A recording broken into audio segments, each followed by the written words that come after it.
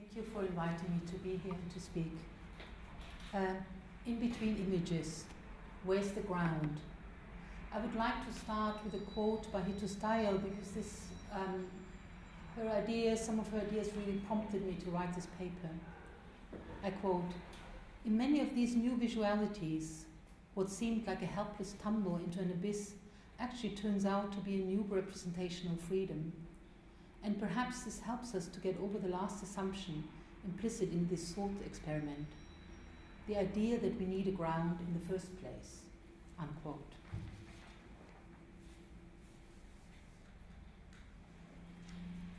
When I think of the Red Studio by Henri Matisse, the ground in this extraordinary painting is an abstraction. It might be as flat as the actual ground of a red desert, captured as a pixelated electronic image of a satellite camera. With Matisse, that ground of red paint is what holds the image together.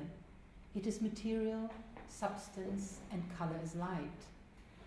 The figure-ground relation is here quite radical for the beginning of the 20th century. We are close to the monochrome, were it not for the perspectival lines of the drawing and the few objects that furnish the pictorial space. We also see a space that is paradoxical in suggesting both flatness and perspectival depth of field. The idea of ground within art theory and practice has been and continues to be interpreted in relation to cognitive, phenomenological, and philosophical parameters. Its representation tends to undergo significant challenges in time of technological, socio-cultural, and political change, in particular in the era of digital imaging. This paper will examine how our understanding of a ground within image scenarios, may these be virtual or actual, has shifted considerably from the idea of ground as visual and conceptual reference towards a perception of multidimensional imagery in digital media applications that create a free-fall scenario, as Style would claim. In artworks defined by the era of the post-digital, and post-digital meaning here accepting a pervasive digital culture, the idea of a ground seems more and more irrelevant, or is replaced by groundlessness. As we move from window to window, from click to click, scrolling endlessly through visuals and textual data. As we zoom in and out of maps of Google Earth, whilst rotating, moving and flicking from satellite to street views, our virtual body becomes apparatus. We adopt the perspective of the surveillance camera, observing from outer space or from various locations on the ground, a ground that easily morphs into another view, another window, or that disappears just as easily with a mouse click. And here I would like to again point to Sayal, quote, "Just as linear perspective established an imaginary stable observer and horizon, so does the perspective from above establish an imaginary floating observer and an imaginary stable ground," unquote. It is precisely because our image perception and understanding of image production has undergone and continues to do so such dramatic changes in the context of accelerated image inflation within the digital circuits of the internet that we need to ascertain the scope that lies within a juxtaposition of the analog and the virtual, as an in-betweenness of images, and obviously here I point to Belour, to offer a recovery of the ground. Whilst acknowledging the liberating qualities of groundlessness as recognized by philosophers of post-foundationalism, the argument that I would like to put forward highlights the importance of material presence and of phenomenology experienced through visual modes such as performance, sculpture, painting, and drawing. It is through a juxtaposition of these visual modes with a virtual image, worlds of the post-digital, but also of the closed-circuit television processes of early video experimentation, that we can rethink the ground as that which allows us to be embodied. In order to elucidate the points of discussion, reference will be made to a few artworks that focus on the in-between of images through a juxtaposition of visual methods. These include Joan Jonas' work Lines in the Sand from 2002, Joseph Beuys' Richtkräfte from 1974, Styles in Free Fall from 2010, and Johanna Reich's A Drone Painting, Black Square on White Ground from 2016. Hito Style's query of the ground in view of philosophical reflection.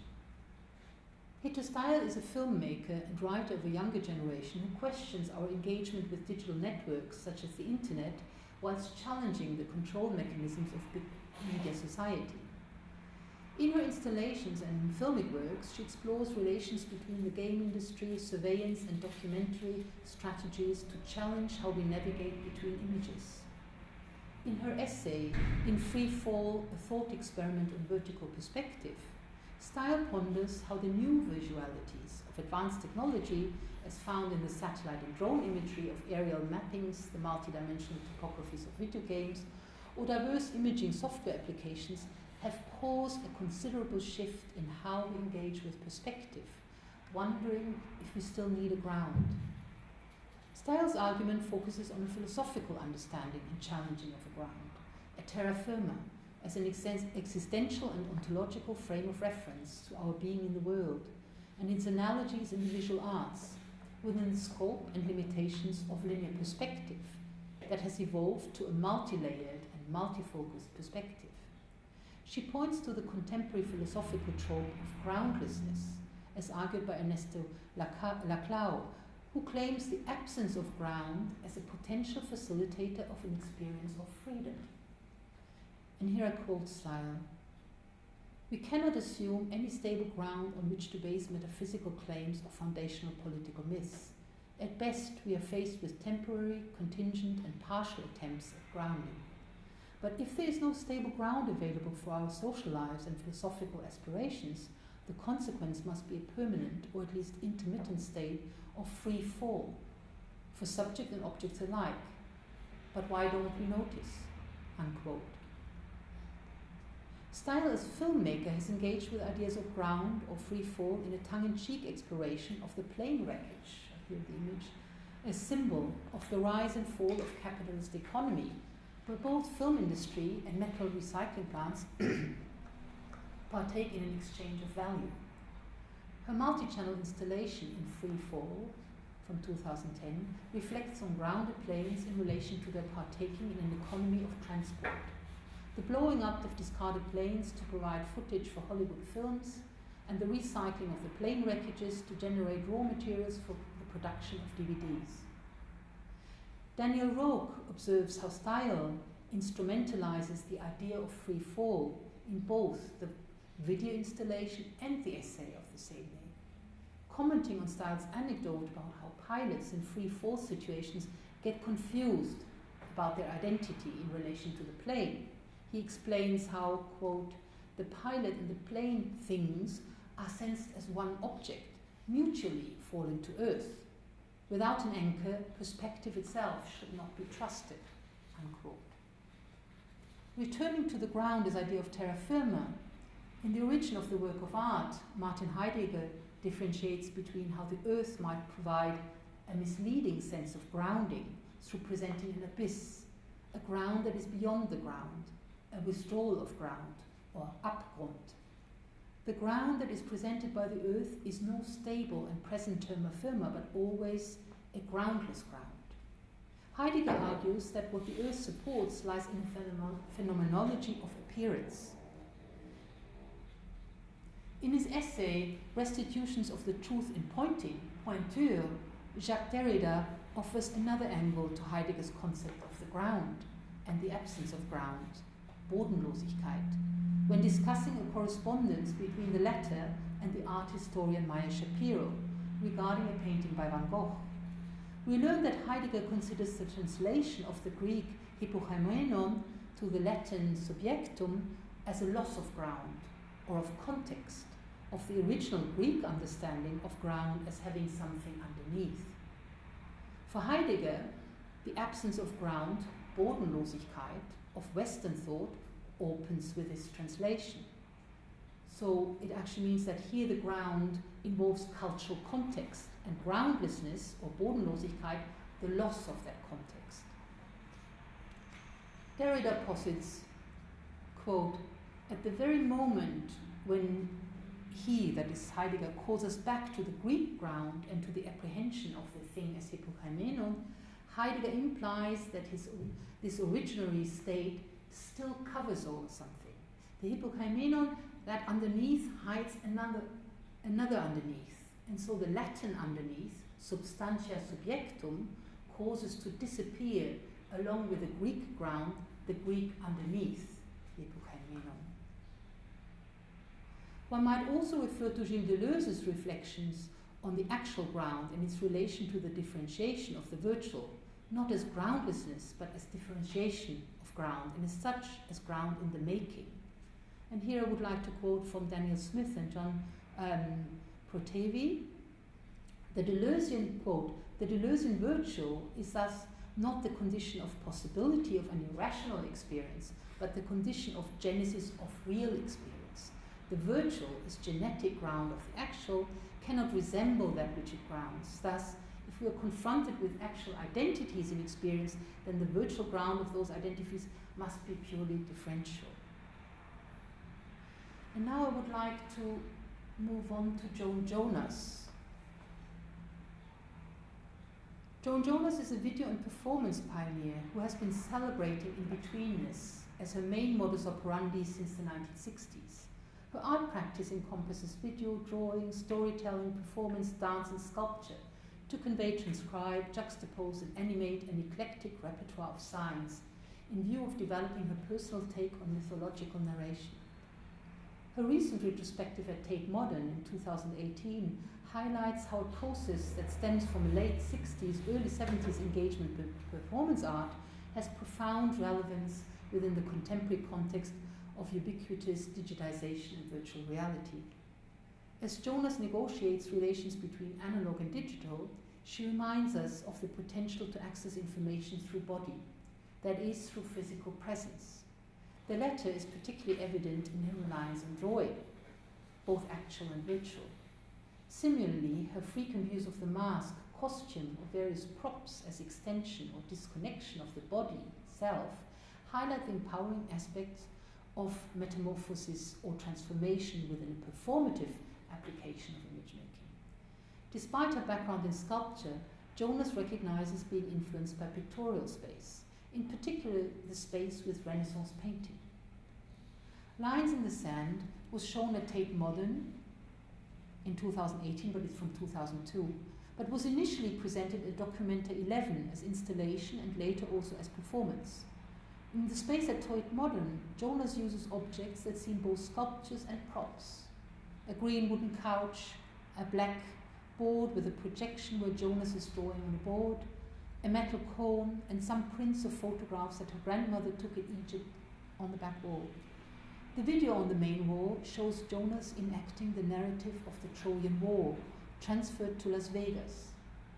She recites a poem by American poet Hilda Doolittle, who narrates the ancient story from Helena's perspective, but sets the scene in Egypt.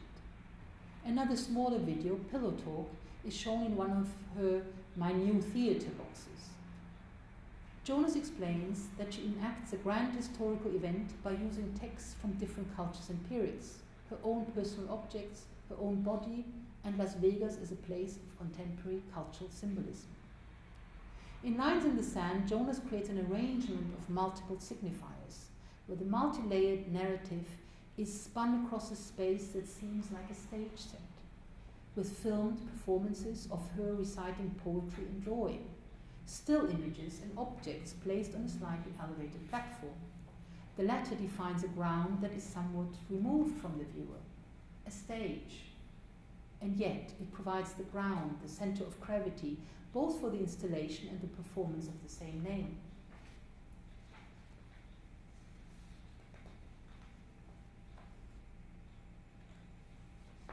The actual ground experienced through body. Within the plethora of artists exploring the physical encounter or immersion with a ground, it is worth mentioning two iconic examples for their direct, uncompromising engagement. In his performance Seedbed at Iliana Sonnabend Gallery in 1972, Vito Acconci offers a literal take on the ground as Abgrund, when he masturbates below a ramp, responding to the visitors as they negotiate the space above him. In some of her ritualistic performances that address taboos related to the female body, Anna Mendieta tries to merge her body with the soil. Here the figure becomes part of the ground, claiming her belonging to the earth, as in Flowers on Body in 73. Helena Reckitt describes how in her earth performances, Mendieta aims at a dissolution that implicates a rebirth through reintegration with the maternal body of the earth.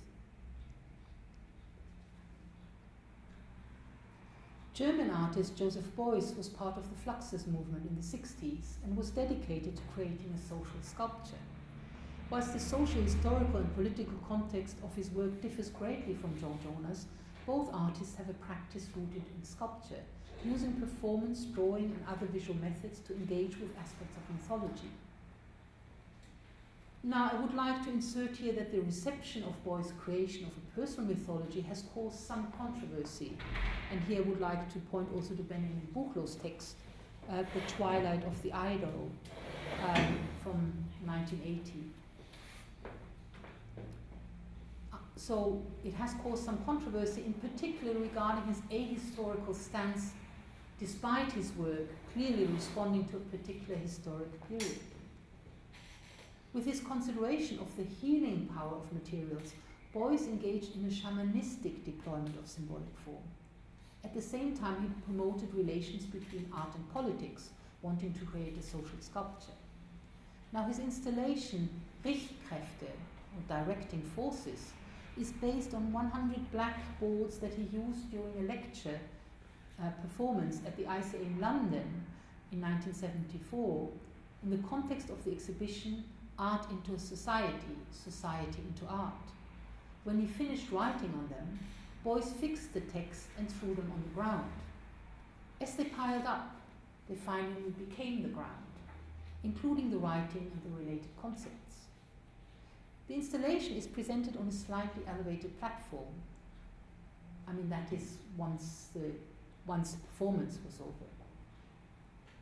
Except for 3 boards displayed on easels, the rest of the boards are now stacked horizontally, covering the ground that becomes residue of object, text, and performance. One of the boards has the inscription Richtkräfte einer neuen Gesellschaft, directing forces of a new society as heading.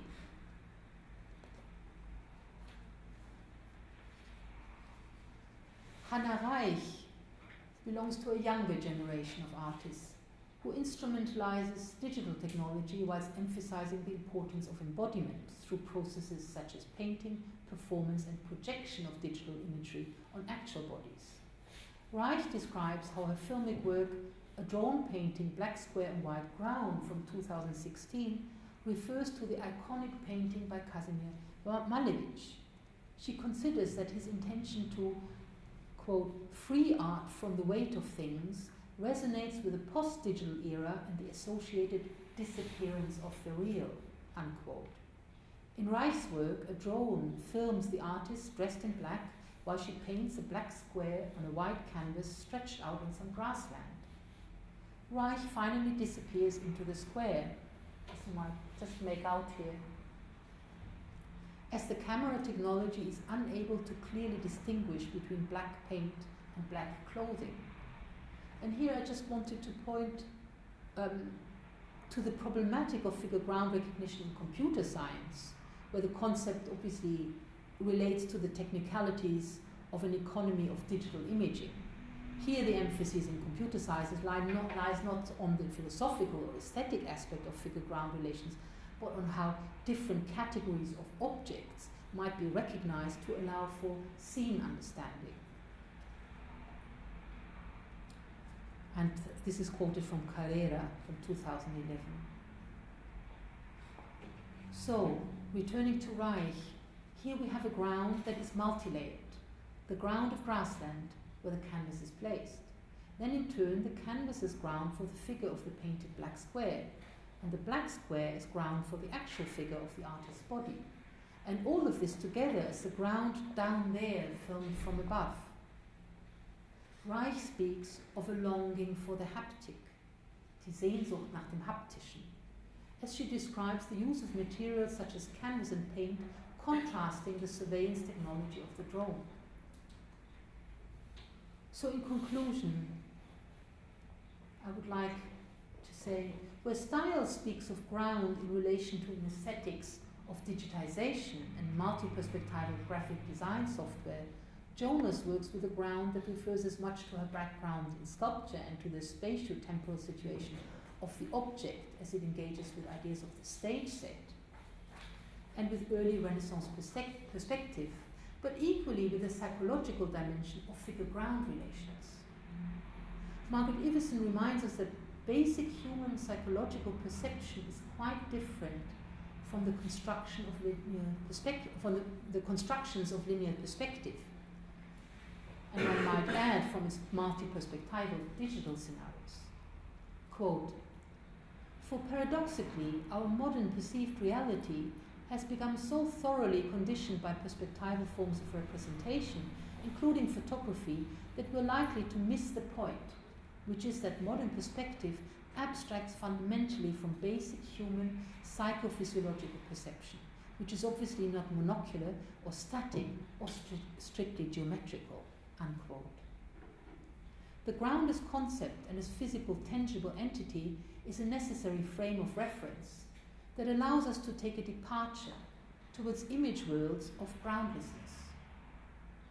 We might be able to claim that keeping the ground as backdrop within the equation heightens the momentum towards multi-perspectival and multi-dimensional image scenarios. With the loss of ground, we are in free fall, entering multi-perspectival dimensions which are generated by the computation of algorithms. And yet, there is scope to accommodate and juxtapose the image worlds of technology with haptic, visual, and sonic modes that allow us to create integrated circuits, where a phenomenology of perception based on actual embodiment connects with the realm of the virtual reality. So I would like to finish with a question. Can we rethink the ground as that which allows us to be embodied? Thank you. Thank you.